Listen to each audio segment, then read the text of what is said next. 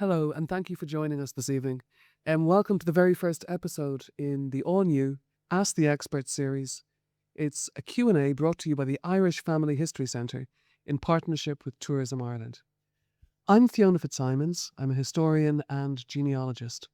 And for almost 30 years, I've led the research team at Enaclan and latterly the Irish Family History Centre at EPIC. We've worked with literally thousands of people, helping them to find their family stories. In the last 10 years, I've taken what I've learned and I've developed a 2-year course on Irish family and social history, which I teach in Trinity College, Dublin. So educating, passing it on to the next generation. Now, we're broadcasting from the vaults of EPIC, the Irish Emigration Museum, here in Dublin's Docklands. EPIC is a place dedicated to sharing the stories of the Irish emigrants who helped to shape the world.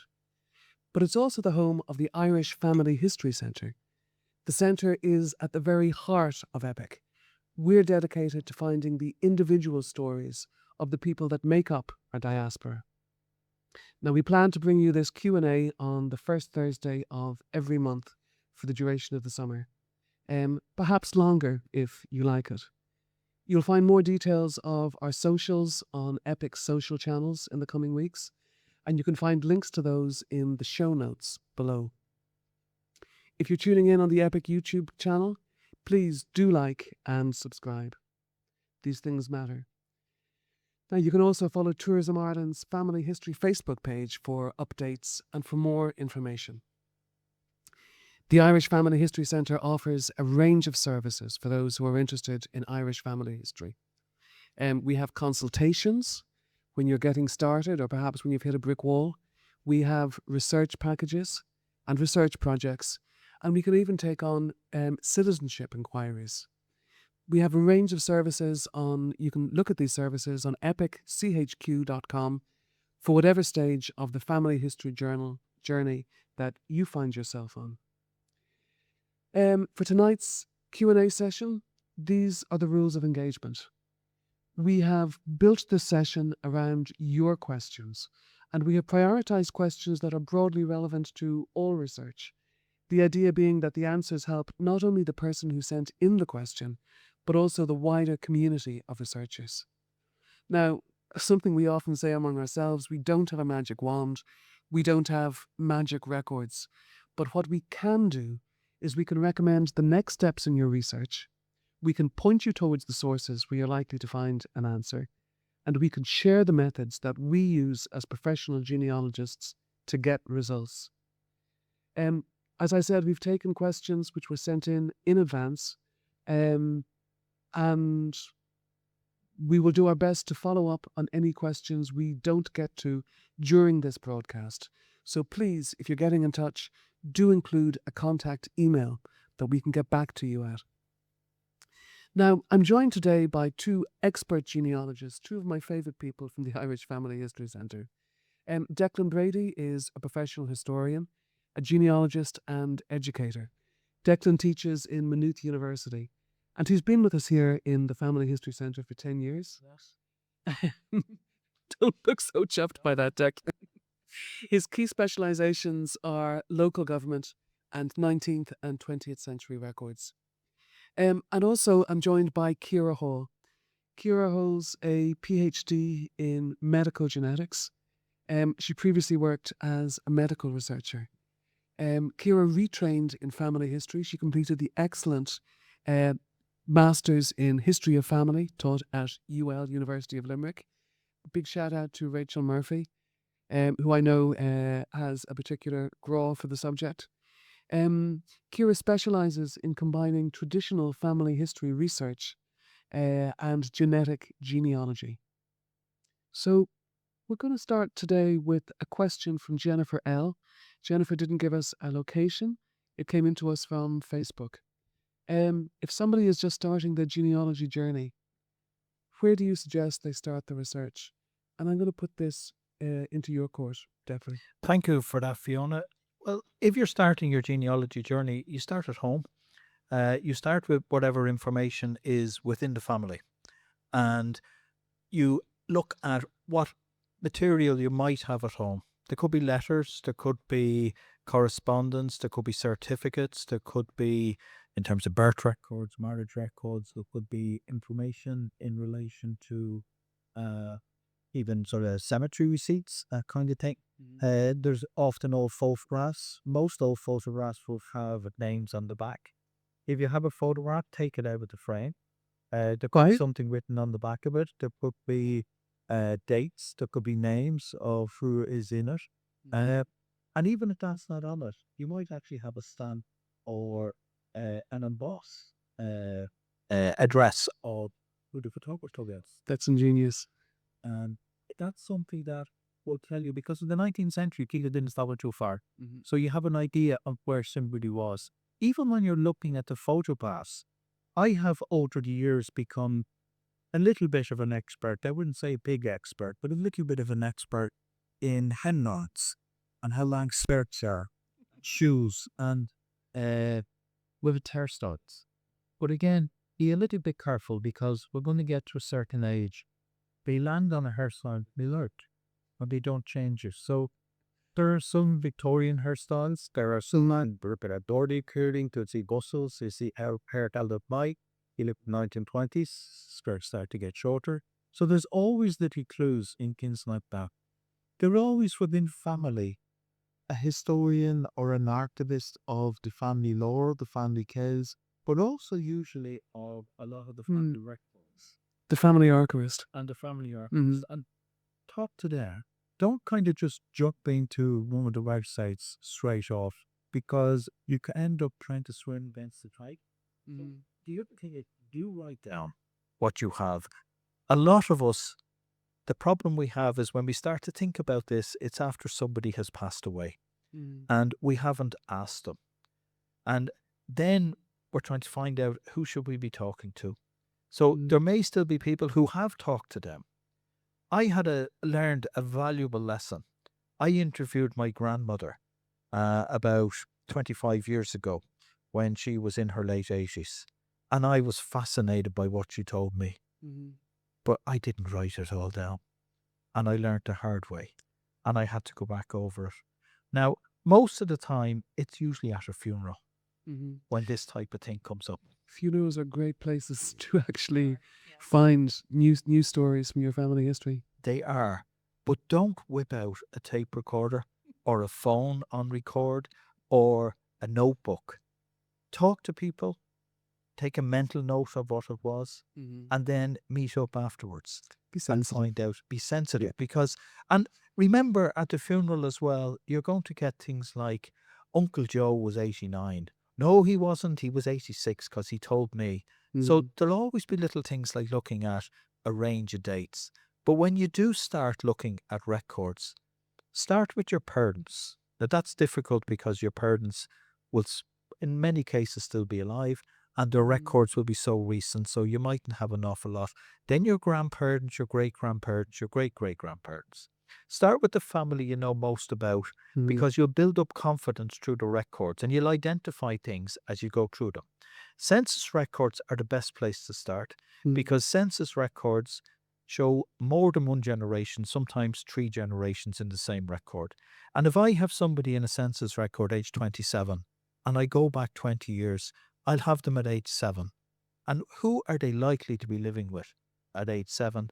Their parents. And you can move back from that. Now, in Ireland, we don't have as many census records as we would like to have, because a lot of them in the 19th century were lost. But we do have the recently published and made available for free 1926 census. We have 1911 and we have 1901. In the United States, we have a 72-year block on census records. So we have from 1950 every 10 years back to 1900. 1890 is unfortunately lost, but we have from 1880 back. And okay, in the United States, you have different states. They're not all going back to 1790, but in some cases, we have them, particularly the likes of the early states, Massachusetts, Pennsylvania, Rhode Island, Delaware, going all the way back. A friend of mine says if she dies, she's going to be reincarnated as a US genealogist because of all the census, the surviving census. Once you go, you then start to look at the records in between. So in Ireland, we have civil records. which civil registration records, which are births, marriages, and deaths, which will bring us back to 1864. In Scotland, they will bring you back to 1855, and in England and Wales, they bring you back to 1837. In Ireland, we also have extensive church registers. Those that survive from the Church of Ireland, it's about 50%, roughly. And we also have those that were recorded and digitized in the National Library collection. They're mostly between 1820 and 1880. But in Ireland, we have one phenomenal set of records, which is our land valuation records, centered around Griffith's valuation. Now, if you are beginning your journey, the most reliable records anywhere in the world that go back the furthest are always records to do with money. Money is always recorded, and poor people don't have money. But poor people are in rich people's records, because rich people's records are their business. And Griffith's valuation, taken between 1847 and 1864, is a land valuation for tax purposes, which was based on occupancy. And that means everybody who was occupying had to pay, not just based on ownership. And that's where we can find people. If you're really, really lucky, you'll find your ancestor in prison records, because they're the most detailed. Well, it's bad news for them, but good news for us as Good family news for us. historians. So that'd be how you start and begin to move on the records. Good answer. And I think you say there, you emphasize being sensitive and being sensible, which is always a good approach, I think, in family history. And just while I'm thinking of it, the Kilrush Genealogy Conference in October 9th to 11th has taken the 1926 census as its theme. And the conference is going to take place later on this year. Check it out on kdhs.ie. Let's look at another question.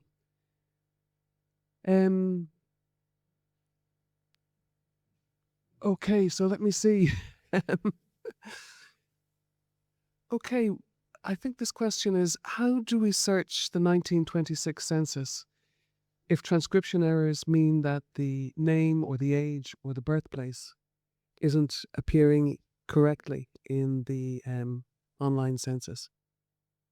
Okay, so I think we'd all agree that the 1926 census has been a really exciting event in recent times. And the good news is it's free to search. And the other good news is you can't wear it out. You can keep on trying. So if you can't find a relative in the beginning, perhaps because there are some transcription errors in the details, keep trying. Try a wild card, perhaps, of the surname. Try and choose an individual in the family who may have an unusual first name. That might be, you can search by that name alone. That's a real genealogist tip. Yes, well, we try our best. Try location, starting maybe with county and working down to a more granular level if you have that information. And you can keep trying and several different strategies, until hopefully you come up with some information that is useful. And then, of course, you can use that to access other family members through other records. I absolutely agree. I didn't find all of my grandparents when I first went looking for them, but I had to use some of those simple tactics and I found it in a second, and I found another one on a third search. Yeah, I found actually starting with location sometimes if you have the location, if you have information about that, it can really narrow down your search and, keep trying. And is that a truism? That's exactly a truism of genealogy. Perseverance is what's going to get you across the line. I think it is. And I mean, I think most genealogists would become so obsessed that continually trying is no problem. So, they, it's what we do every day. Yeah, okay.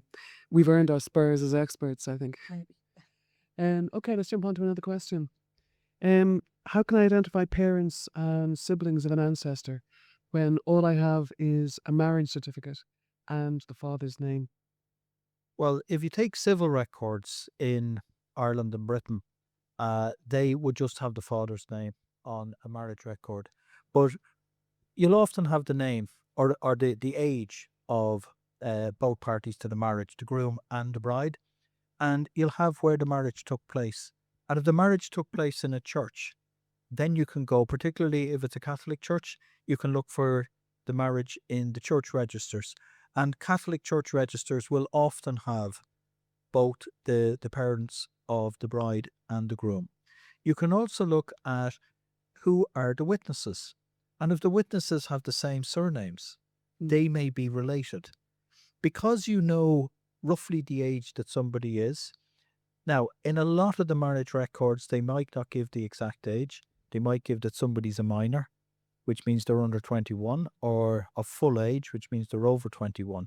But that will give you at least a start, because when you go looking for somebody's birth record or baptism record, you're going to know roughly what age they were, and you'll know who the father is. But depending on the year of the marriage, you may find census records in and around that particular period, which might highlight who the mother of the groom or the bride is. So by reading everything on the record, it can open up different avenues for you. Another tip, which would be a genealogist tip, print out the record, because we are more likely to read everything that's on the record if we have a printed version, just a simple A4, than if we're looking at it on a screen, or God forbid on a phone, where we're conditioned to scroll and we don't read everything. Going back to what Kira was saying about a genealogist being obsessive, I actually write everything down.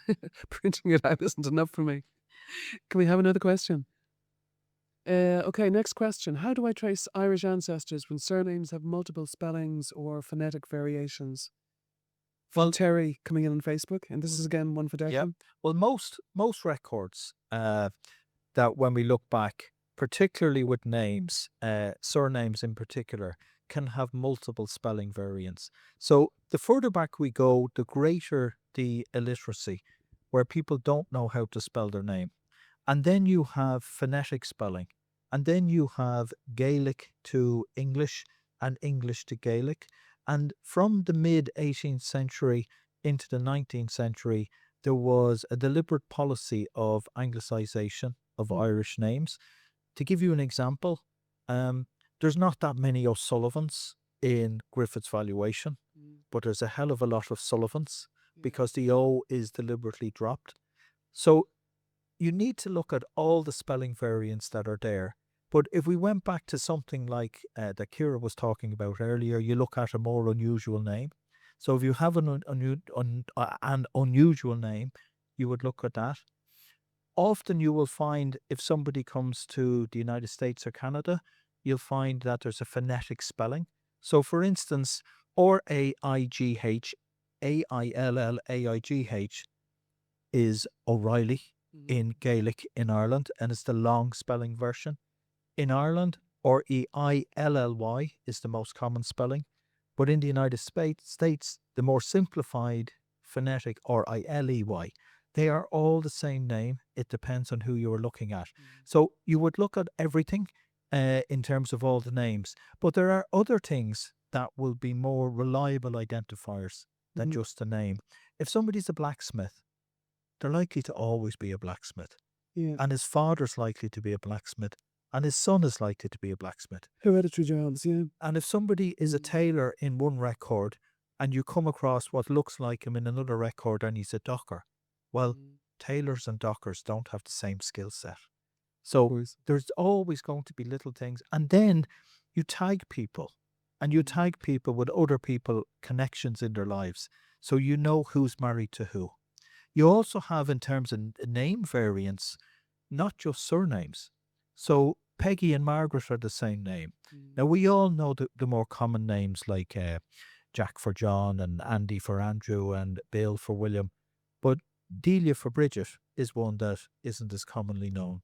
Darby and Dermot for Jerome. Darby and Dermot and Jerome are all the same. And in a church record, you might find Dionysus for Dennis in Latin.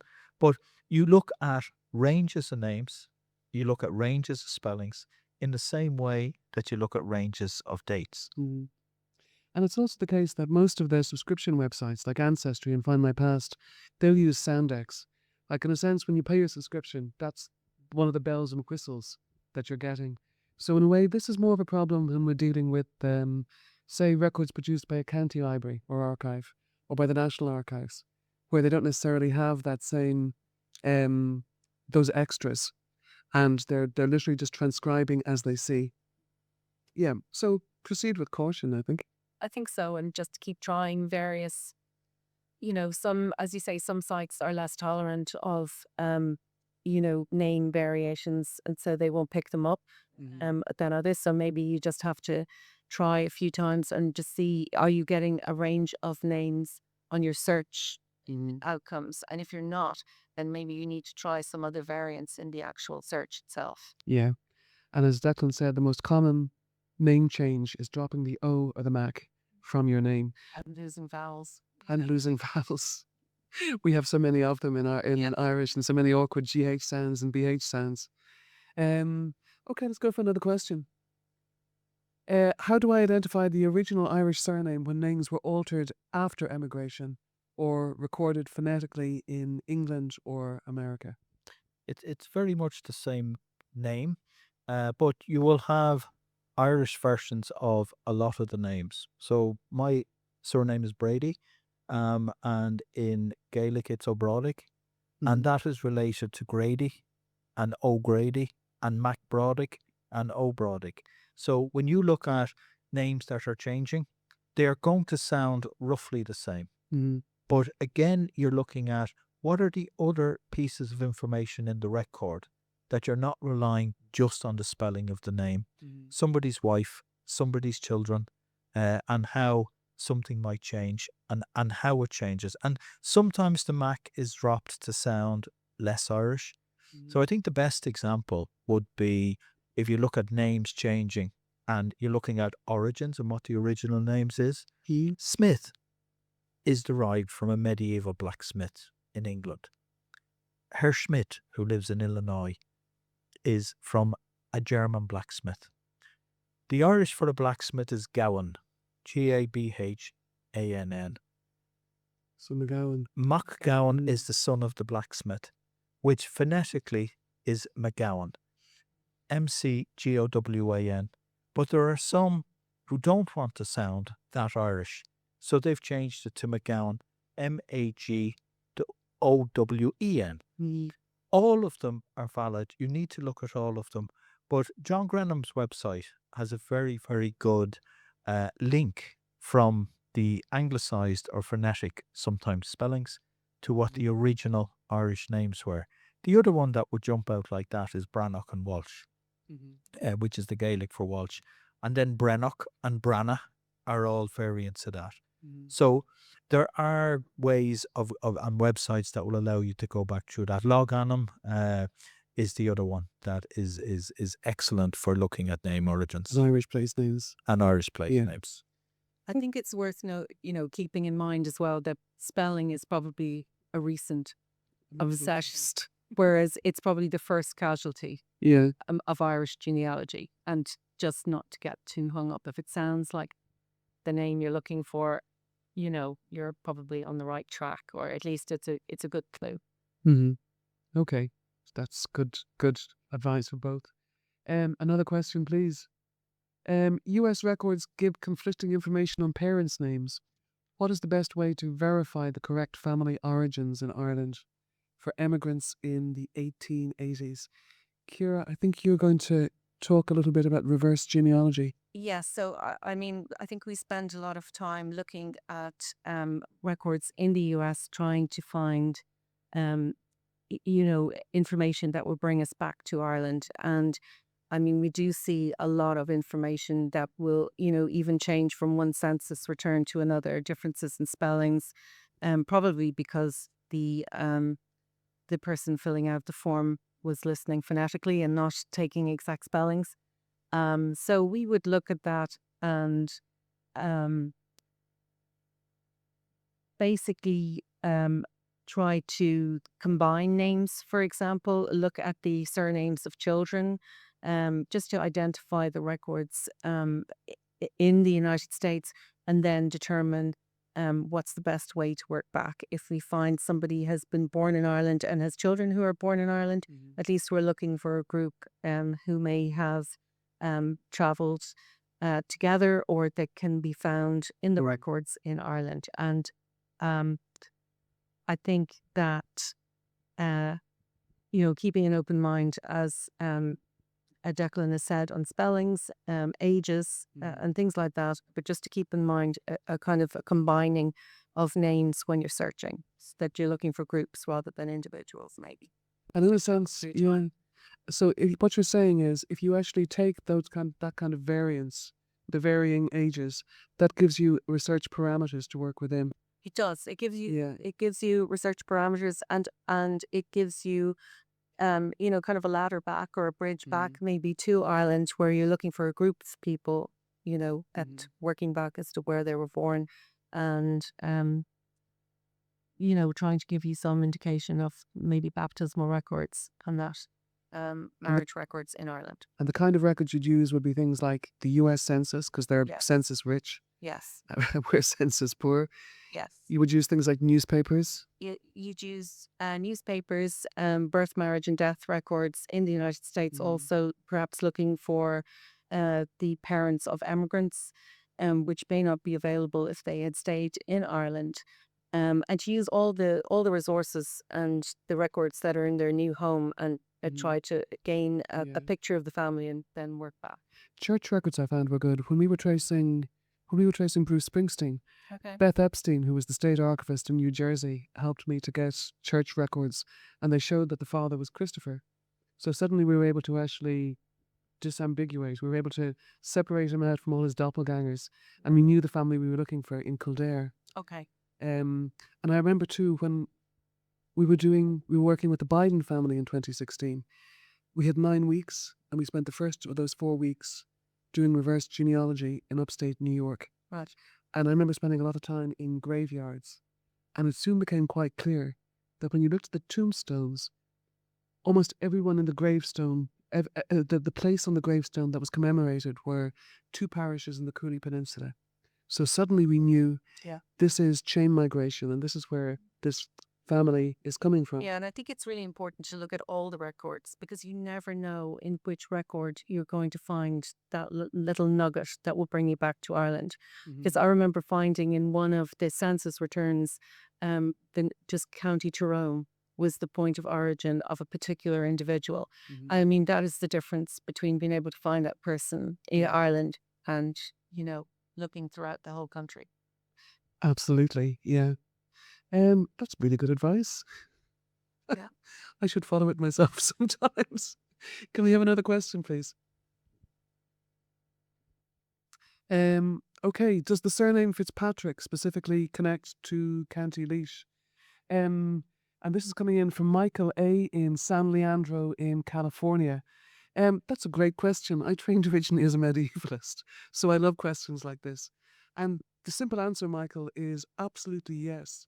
The surname Fitzpatrick is strongly associated with County Laois. Fitzpatrick is the anglicisation of the original Gaelic name, anglicised in the 16th century from the Irish surname MacGilla Fódrig. The MacGilla Fódrig gave their young son Barnaby as a hostage to the English crown in the 1540s. He was sent across, and he was actually educated alongside the young King Edward VI, and the 2 boys became best buddies. That's amazing story. It really is. It's really extraordinary.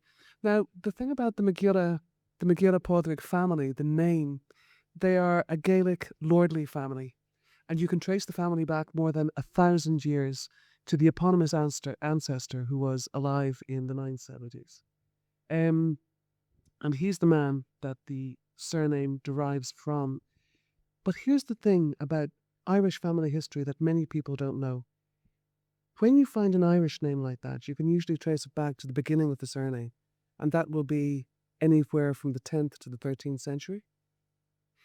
But then you get a second bite of the cherry, because then you get a chance to actually trace back the clan origins, and you can trace most of the Irish clans back to the 6th century. So you can take it back another 500 to 700 years. It's one of those real nuggets about Irish family history that I think kind of sets it apart from the family history of just about every other European country. Sorry, the medievalist in me, the medievalist nerd Great speaks. story. Another question, please. How can I trace ancestors who emigrated from Cork to Canada during the 1840s? Will I put that to you, Declan? Well, you don't start in Cork. That's the first thing. You start in Canada and you work back, because when people were leaving Ireland in the 18th and 19th century, apart from their families, the official records didn't really have any concern for who was on the boat. The only thing that mattered about who was on the boat was who paid. And if they paid, that was all that mattered. But Canada and the United States were interested because they were the people who were coming into the country. They wanted to know who they were and where they were coming from. Now, one of the difficulties from Cork is a lot of records in Canada and the US where people are asked, where did you come from? They say the last place they left. And Queenstown, which is now Cove, in Cork, would have been the most common in later years. It's a little bit like everybody came through Ellis Island who came into the United States. Ellis Island didn't open till 1892, so that's not the case. The shortest journey to North America is to Canada.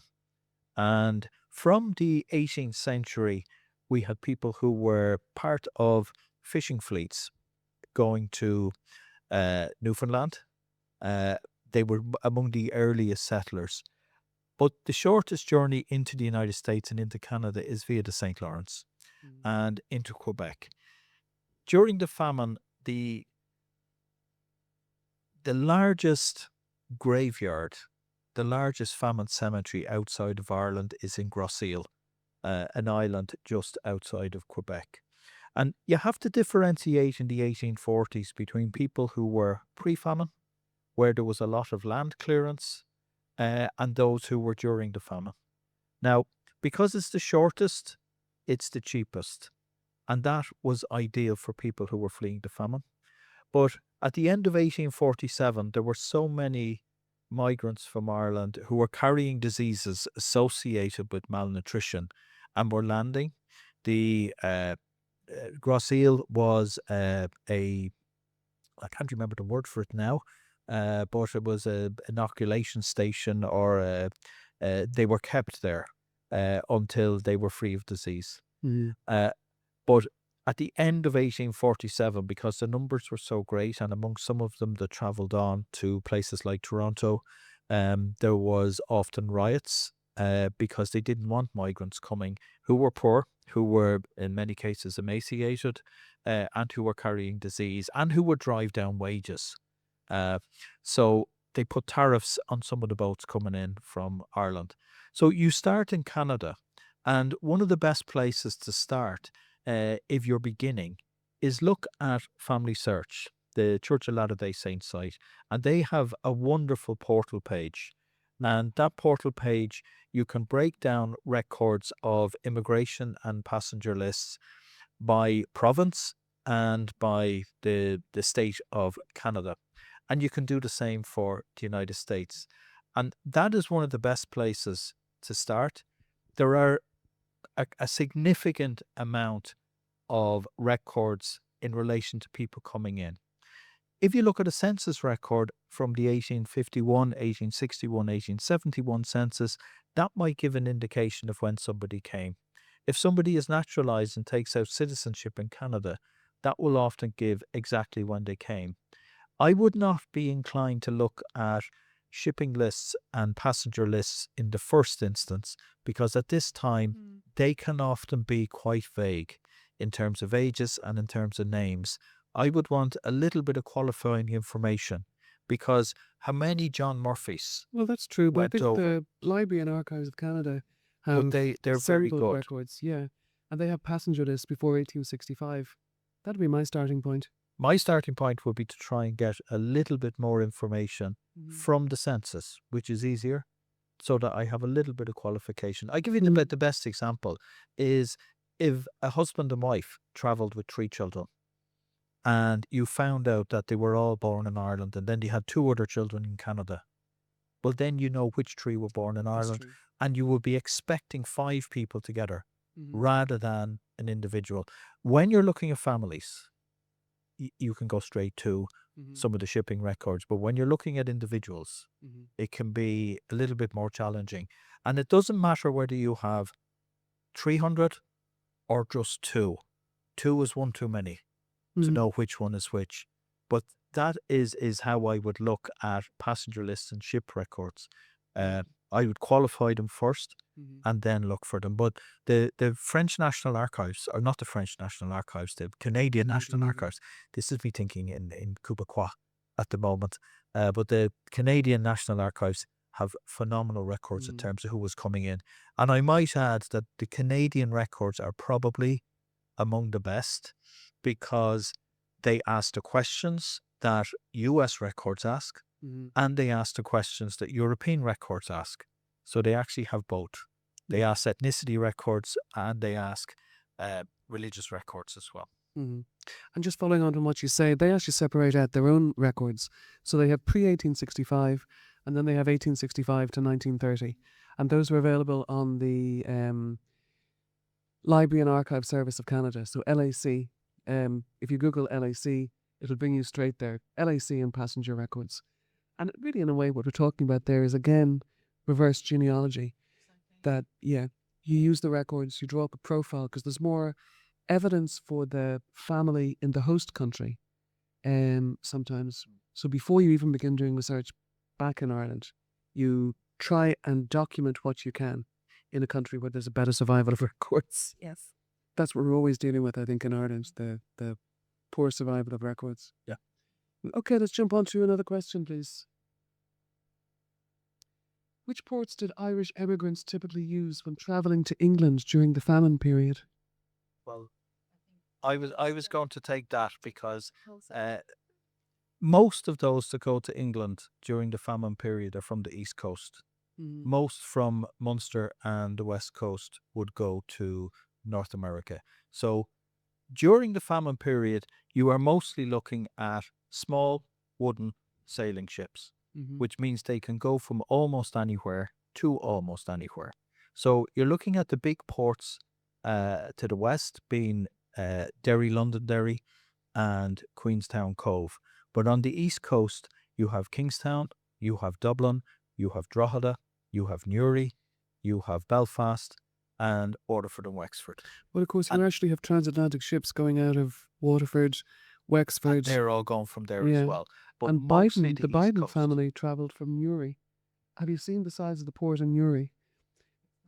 No, you couldn't get a big ship. And the idea of going across the Atlantic, and they travelled in winter, the idea of stormy weather on a ship small enough to enter the port of Newry is terrifying to me.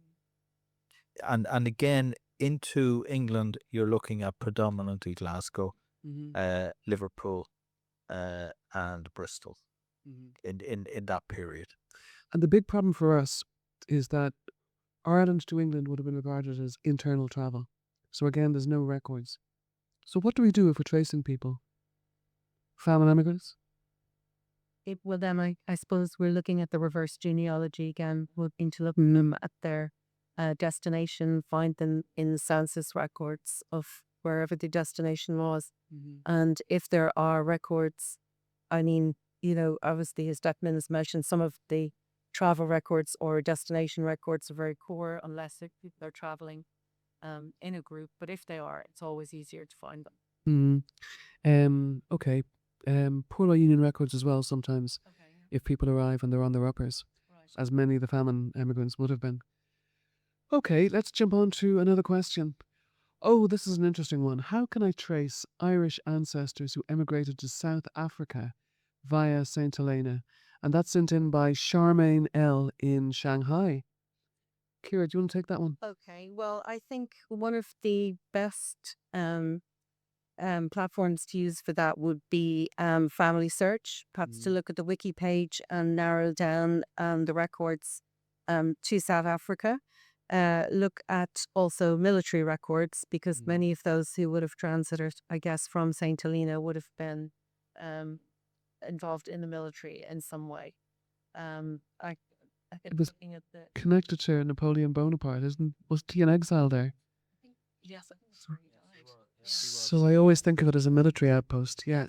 Yes. So, I mean, I guess British military records through the military archives, and but family search is kind of a good starting point for Mhm. families, particularly and located in South Africa. The records may not be great, but it's a starting point. Mhm. And of course, we've got a couple of waves of immigration in the 19th century from Ireland. We have the Cape settlers, about 500 families going out in the 1820s. Most of them returned. But then we have the discovery of the diamonds, the Kimberley mines in the 1870s, and then the gold rush in the 1880s. And then you have a lot of mining executives, not executives, you've got a lot of miners going out. You've got a lot of engineers and railway people to put down railway tracks, because now there's a resource that's going to be brought to and from. Um, and then you have as well in the Boer War, you have a lot of military again going out. So throughout the 19th century, especially in the second half, there's actually a considerable amount of migration from Ireland. It's one, I think, of one of the undocumented or not well documented stories of the Irish diaspora is the 19th century Irish in Africa. Interesting question. Let's move on to another one. Okay, where can I find records relating to Ulster plantation families and Presbyterian ancestors in Donegal and Armagh? And Ciara, I think you're going to take this one. Yeah, so it's a particular interest of my own as well. So I think there are a number of different strategies that one could take. One might assume that there would be some records in the British archives from the Ulster plantations, also in Prony. Um, the Presbyterian records are not always available online. They're kind of the less available of all the denominations.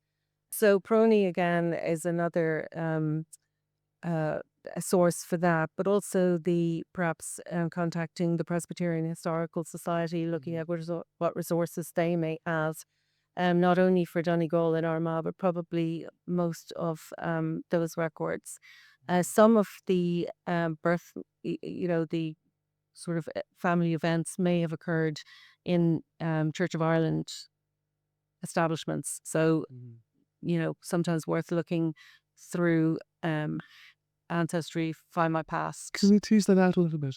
Why do you find Presbyterian families marrying in the established church, the Episcopalian church? Well, I believe because if they weren't, that was how they would have become officially married. They weren't permitted to. So lawful marriages. So lawful marriages. They weren't permitted to um, conduct, while they may have been permitted to conduct a religious ceremony, would have been a lawful marriage. So that's really about inheritance. And it's also about their sons and daughters having access to education, and their sons having access to maybe to a particular career in the future, whether that's in the military or in the guilds. Inheritance is a big factor in that, Always. because Catholic and Presbyterian or any nonconformist marriage had no status in law. It was a church marriage, Here's the crazy thing And in that- Ireland. and that Yeah. becomes important in relation to inheritance. In Ireland, even Jewish people are nonconformist. That's actually there in 18th century law. And of course, it did prompt a wave of emigration then of Presbyterians from the north of Ireland in particular, because of that religious, you could say discrimination, I guess, certainly. Oh, it is. It might be a mild form of discrimination Yeah. to others when you look at other parts of the world, but it is a form It of is fringe. discrimination. And And it's preventing them from succeeding particularly in business, to where they thought they should be. Yeah. Okay. Well, it's Back to the extraordinary. Back to the money. Isn't it extraordinary, though, when you see the Ulster Scots, the Scots-Irish, whatever you want to call them, settling in America, and the success that many of them make within one or more generations? It's really quite extraordinary. Yeah, very notable that's, disproportionately, I think, represented in terms of political life as well in the So United many, States. so many American presidents and so many governors and the rest. So let me just recap that. What you're saying is the livery companies in the London Metropolitan Archive and in Prony. Yes. Once you find people on an estate, you can actually look at leaseholders and rentals and the rest. I've actually found the indentures of people who took out indentures to travel in estate records in Prony from the 1730s, rare as hen's teeth. I would just add that two colleagues of mine, Professor Tom O'Connor and Dr. Richard Fitzpatrick, were involved in the Ulster Settlers database. Richard worked up in Queens for a couple of years on that, and that has now transferred back to Maynooth. But that's a significant database, very, very detailed. And that's 1609 to 1641. It's 1609 to, and again, you're looking at that particular period of about 30 years. And even the Ulster plantation itself, James I's idea was to try and replicate what he did in Jamestown, Virginia, which flopped initially because of disease, but it was to literally introduce something that would remove some of the issues that had happened on the previous plantations. So it's one of the most complete. But what's also important is it's not just Ulster Scots and incoming that is within those records. It's some of the dispossessed Gaelic who were moved around. Like if you take the county of Cavan, for instance, and you look at Brady's, O'Reilly's, Maguire's, their lands were confiscated, but they were given other lands. And it's also that movement Usually that you have, marginal lands, but it's that movement of people that we can find in those particular databases. I think it's also useful to look at some of the histories of the areas to which they went to in the United States, because there's some nice biographical details in, histories of small towns or that, but they found it. And some of that is very rich in detail that, mightn't be available otherwise, or it might be more difficult to find. That's very true. Like most people are surprised when I tell them that the most Irish American president of all, and there's only one whose parents were born in Ireland, is Andrew Jackson, whose parents were born in Tyrone. He never claimed to be of Irish descent.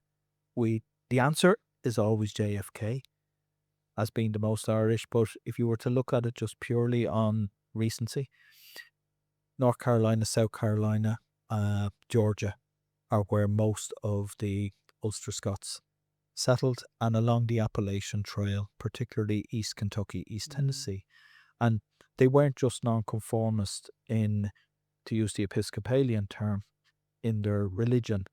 A lot of them were so nonconformist in their politics, they were the backbone of the Patriot movement in the independence movement, following the French Indian Wars in the 1760s and up to the Declaration of Independence. So we find them with that kind of ethic and that kind of nonconformist political positioning at that point. And that helps them to be identified in local histories and local lore in the States. Yeah, that whole kind of frontier attitude. It's something which has been honed in a sense. Independence of thought, I think, because, honed through the nonconformist attitude to religion and stepping outside that. And there's something wonderful about just thinking with the entire continent of America, undiscovered as yet. Undiscovered by Europeans, I should say. There's something marvelous about that idea of just, I suppose, the opening up of the continent. Again, I suppose I should say by Europeans. Yes. Yeah. Okay, let's move on. How can I research Donegal ancestors from the early 1800s when the records seem scarce? And this is coming in from Michael S. on Facebook. So I think the best advice is to start with where you can and try to work back in terms of birth, marriage and death records as they exist. Obviously, the earlier you get to, or the the closer you get to the 1800s working back, the less records will be available. If you are lucky, you are really looking for, a location, point of origin of those ancestors, and then hopefully, um, trying to identify who their landlord might have been, if as they were tenants, maybe through the tithe allotments, Griffith's valuation, and Again, this then is to find the property records. property Ordinance. records, and where the regular census just doesn't exist for the 19th century. And then hopefully looking at some of the estate records. And while they maybe not be mentioned as individuals, it might give a picture of life on these estates at the time, and maybe movements or reasons for movements out of Donegal. But recognise always that Donegal is very poorly documented, and sometimes the church records actually start later than the civil registry. Yes. So some church records don't even start until the 1870s. The other thing I might add is Donegal is probably leading in terms of later records, because Donegal has church records into the 20th century that have been transcribed and in some cases digitized. So in some cases they come up to 1920, which we don't have in other places. And you can be lucky within Donegal itself, because there can be some records that will go back, but in general, some of the church records don't begin until, as you say, 1860s, 1870s, just depending on the location. Stop and think about that. In the 1950s, the National Library decided to microfilm these records, and they took a 70-year cut-off point. Imagine we decided now, in the 2020s, to take a 70-year cut-off. That'd bring us up to the 1950s. In terms of birth. In terms of baptisms and marriages and burials. Yeah.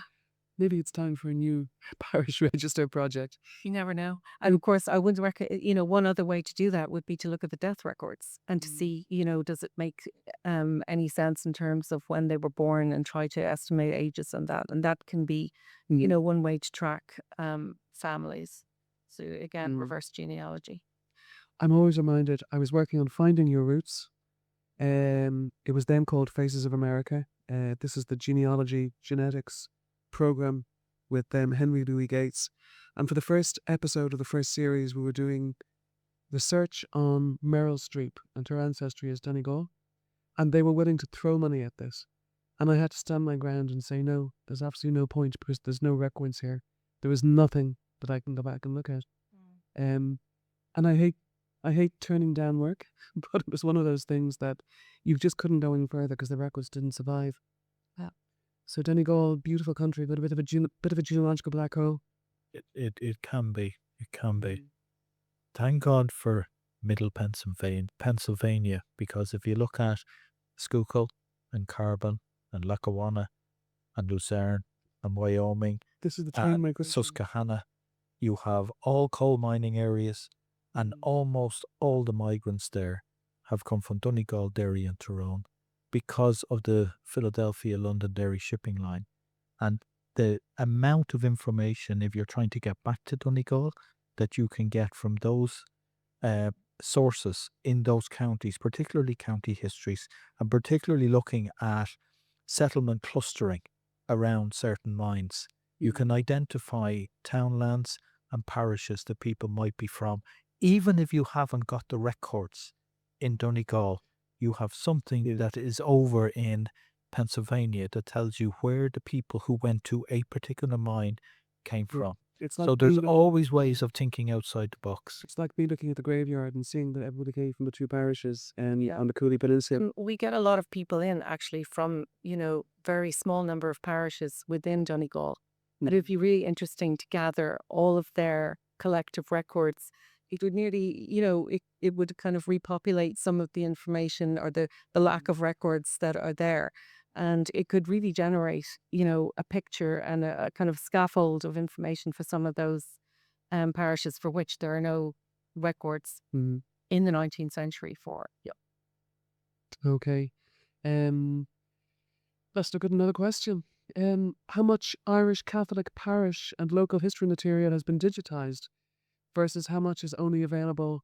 How much has been digitized and how much is only available locally in Ireland? And that's coming in from Diane P. on Facebook. Um, I'll answer this question. If you want to answer the church, I'll answer in Okay, relation to local government records, which I know a little bit about. absolutely. Well, look, digitization is expensive. And so organizations, once they digitize records, they want them to reach the widest possible audience because they want to try and recoup their investment. And even if it's government money, they have an onus to try and reach the widest part of the Irish diaspora. And because of that, records, once they're digitized, are usually placed online. Now, I think the distinction that Diane is making isn't that records are only available locally in Ireland. It's that perhaps they're not widely promoted. Because a county library, or for that matter, the National Library or the National Archives, may digitize records, but they haven't got a marketing executive to basically blow the klaxon or tell everybody, hey, we've got this fabulous new project and here it is. And likewise, a lot of university departments. I don't know if you ever saw the Wild Geese project that operated out of Maynooth. It was there for about 10 years and I loved it because it had the young Irish men who were going into the regiments of the French army and the Spanish army and the Portuguese army and the Austro-Hungarian armies. And there were even some, I think, from the Germanic states. And this was all late 1600s, 1700s, and early 1800s. And then it just disappeared one day. It was gone. And I've never seen it since. And I'm told that the work survives somewhere.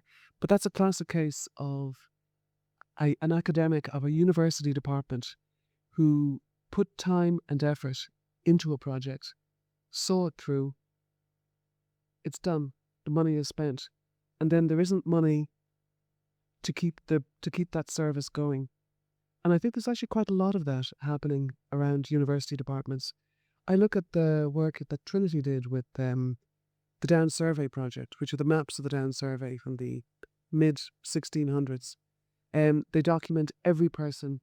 They document all the titulados, the landholders, and there's lovely maps by parish and by barony and by county.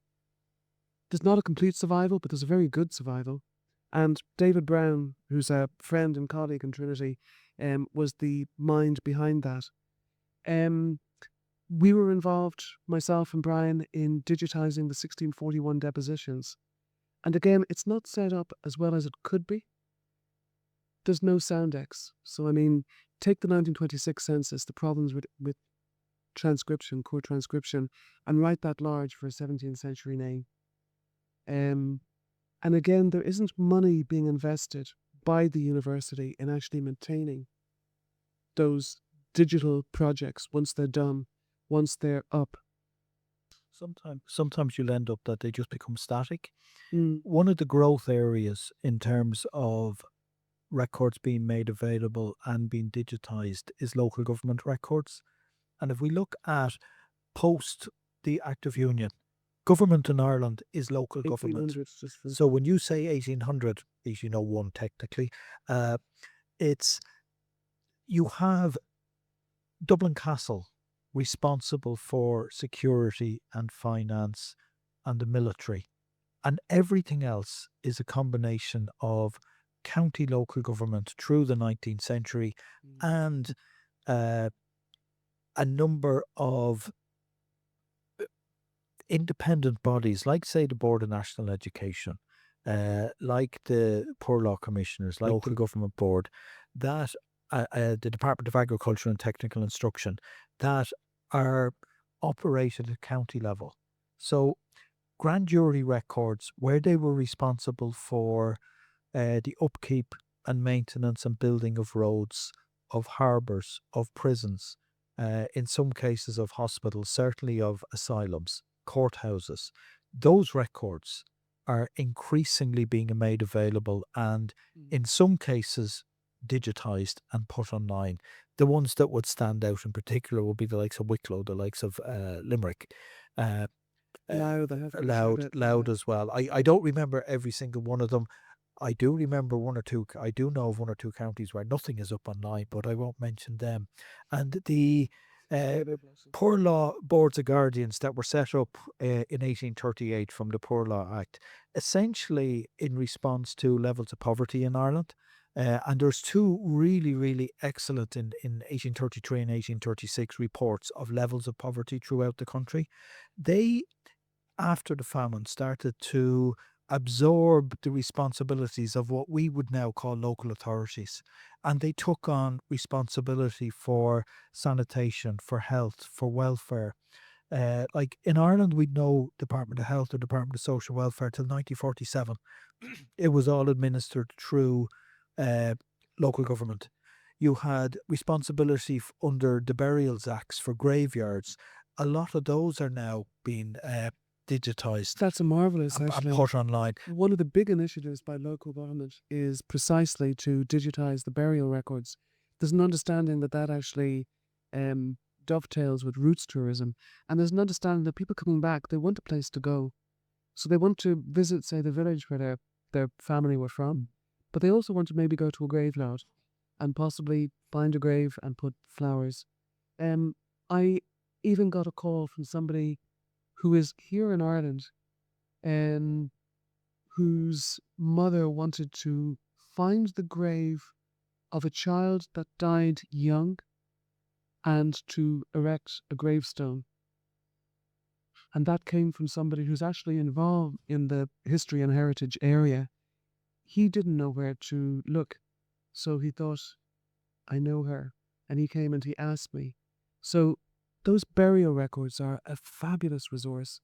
And they're there for everyone, not just for tourists who are coming in, but for all of us here. It's also the point. They really are. Even if you go through the rest of the 19th century, the Labour's Acts in 1883 and 1884 is the first social housing, the first council housing in Ireland. And the applications and the rentals and maintenance records survive. They're digitized, though. This is the they're question. not digitized yet because there's so many of them.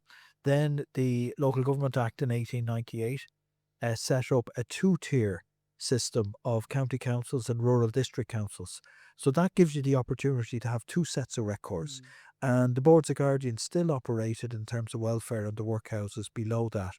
So all of those records. And then you start looking at, after 1899, things like blind pensions awards, scholarship awards. They're available, but they're not all digitized. I have to give a big shout out to the Poor Law Union records, because Find My Past has done a big push to digitize those records. So I think what they have at the moment are all of Dublin that survive. I think they have Waterford, they have Clare, they have parts of Sligo. And I think the idea is they want to gradually build up that collection.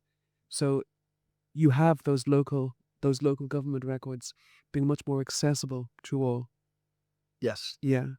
Now, the Boards of Guardians minutes are available for most of the Boards of Guardians. There was originally 130, at its maximum it was 166. Some of them merged thereafter. But those records survive. The admissions and discharge books do not survive for nearly as many places. A lot were vandalised. Now, I think we had the conversation before about records being, or minutes being, featured in the newspapers. Yeah. And, a kind of another take on some of the records and some of the, I won't say juicier gossip, but, it's an interpretation or arguments that might have occurred. Exactly. Will be recorded. A lot of the Boards of Guardians allowed a journalist to attend, and the minutes might have had the decisions, but what the journalist wrote was the row, and usually in an awful lot of detail. Yeah. And the easiest way into Boards of Guardian minutes is actually through the newspapers, and you can follow them through. And when you're in my research, I have a slightly benign view of the workhouse system and the Boards of Guardians, because I see that development into local authorities. We tend to view the workhouses in a lot of senses through the prism of their inability to respond during the famine. There was probably places for 150,000 approximately in 1845. By 1847, 1848, there was 900,000 people in the workhouses, and people being turned away, or the disease that was therein, and ballads about Skibbereen have tended to colour our view of the workhouses. But I would add as well that if you look at the city of Belfast, the city of Dublin, and the city of Cork, workhouse admission and discharge records are a substitute for urban dwellers for not having land records like Griffith's valuation.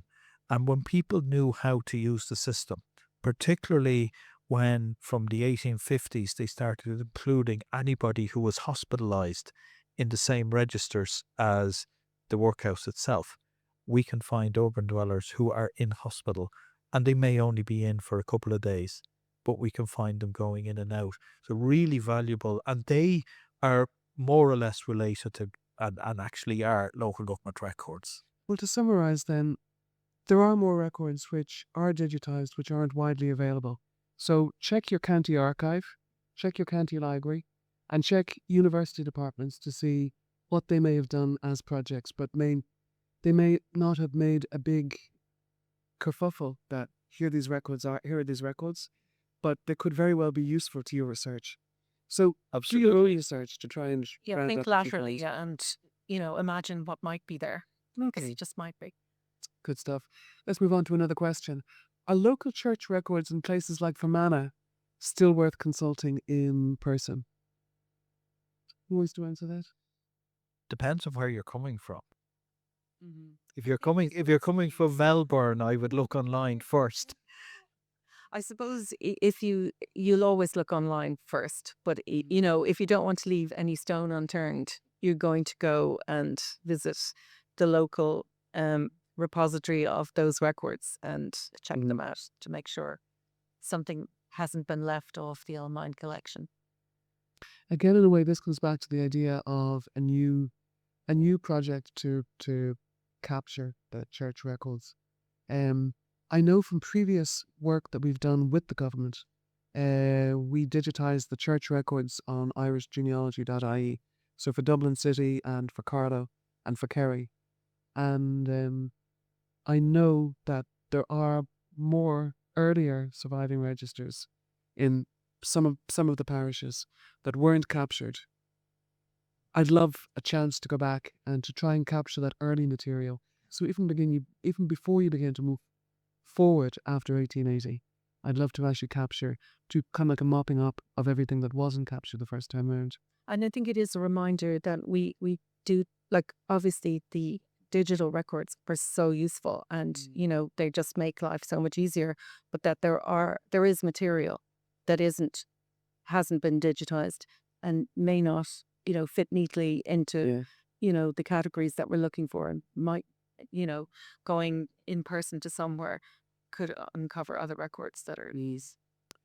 One thing to remember, if you're traveling to somewhere like Fermanagh, and I say it like it's the back of beyond, but if you're traveling, you could travel 100 or 200 kilometers. Remember that if you're visiting a parish priest or a clergy person, their duty is the cure of souls. And if they have to be out giving the last rites, giving communion to a parishioner, and even after you've traveled that distance, you have to live with that. And you're going to have to wait until they're back. And I say that because that has happened to me in the past.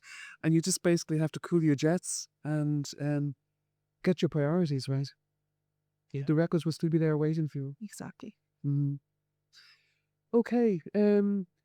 What prison convict transport or jail records exist for Irish ancestors transported to Australia? And that's coming from John M. on Facebook. Declan, Well, they are significant because not alone do we have the records, but we have records around them. So if you look at the first shipping or the first arrival of convicts in the 1790s, we have prison records online, almost complete runs from 1790 to 1924 on Find My Past. And they're the records that are in the National Archives. So we can find people in those particular records. We can also find court records. It's worth saying that the prison that the transportation records in the National Archives, there's a big gap between 1800 and 1836 of the transportation. There is a gap. Yeah. The other thing which is important is that if you are, and most people interested in this will be in Australia, the records are duplicated. So there are copies of what is in the National Archives in the National Archives of Australia. So they have copies of what we have. When you look also beyond, there's two types. They have the database. I don't think they have the original records. No, they have the database, but they're Yeah. duplicated in terms of what you can look at. There's two types. In fact, there's three types. But that of people. database is an index. It's not the original records. No, it's not the original records, but you can access it from Australia Of and course, you can yeah. get the information.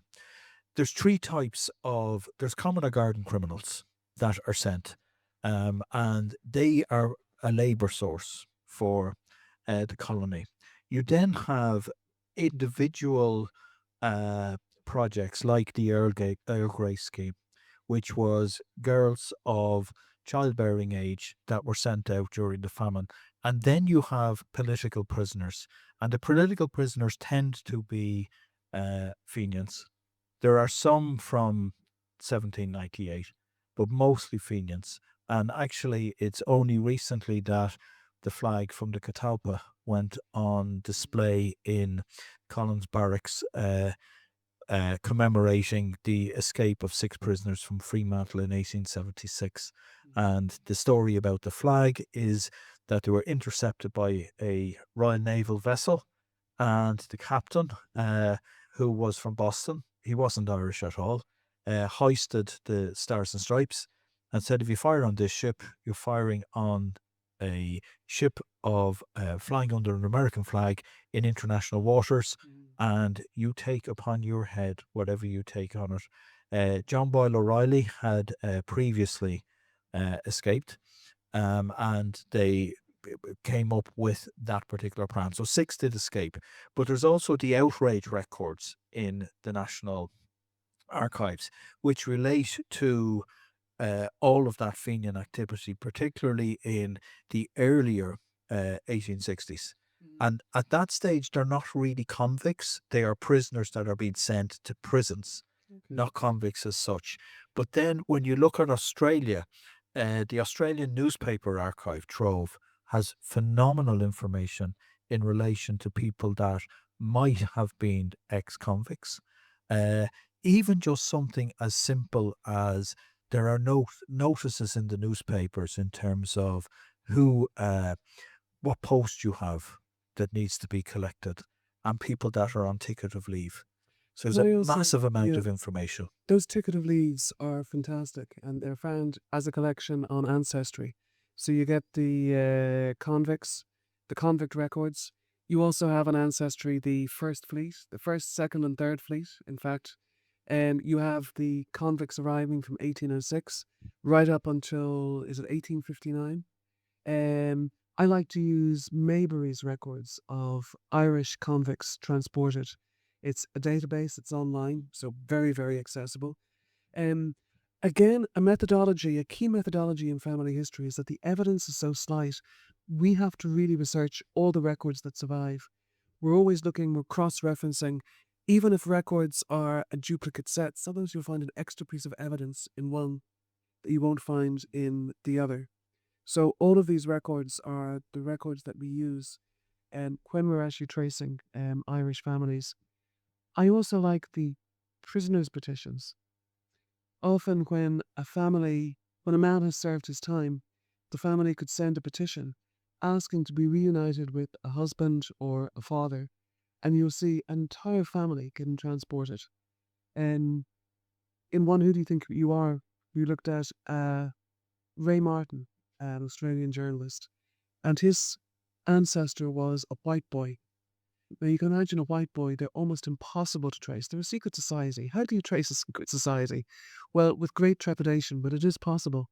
And by literally piecing together Newspaper records. The court records are out the window because they were destroyed mostly in 1922.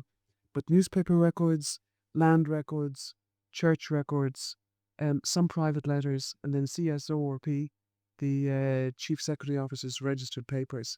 We were able to find and prove that this extended family were white boys. The men were taken literally one by one. They were arrested, they were tried, they were convicted, they were imprisoned. They would they would bail themselves on their own bail. Where did they get the money from? The money they were using to bail themselves was the salary, the annual pay of 2 agricultural labourers in that part of the country. So where did you actually find that kind of money? And how could you afford to lose it? And the only answer was that they were white boys. And sure enough, when I cross-referenced with some of the Australian records, I found that some of the Salimi family were documented as WB, white boys. They were political prisoners. So it's possible to trace, but tricky. No, of course. An awful lot of patience Yeah. and lateral thinking. But you got to love the Australian records because they're so good. Oh, yeah.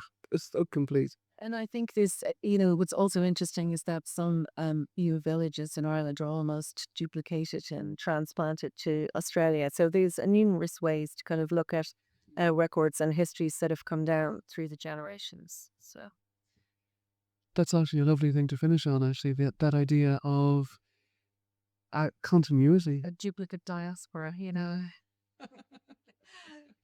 Two proto images. Like, so if more records maybe then survive in Ireland, just also. And maybe also a clarion call to anybody who's listening in to come to us, and we will work with you to try and trace your family narratives and find those stories and find those elusive ancestors, no matter where they are. Yes, exactly. Well, there we are. I think we're going to wrap it up at this point. I want to thank both of you, Ciara and Declan, for joining me here in the Vaults this evening. And I want to thank everyone who joined us online. I hope you've enjoyed this first session. I hope we will have many more in the coming months during the summer. If you have a question that you want answered and you'd like to send it in to us, please send it to us at info@irishfamilyhistorycentre.com. And if you want a reply, please, even if you're coming in by Facebook or coming into our socials, include some contact address that we can come back to you. Otherwise, we're going to be just simply reading you out as John M. or Diane L. We can't get the information through to you exactly. Let's wrap this up while we still have a voice. Thank you, everyone, for joining us, and thanks, Declan and Ciara. Thank you.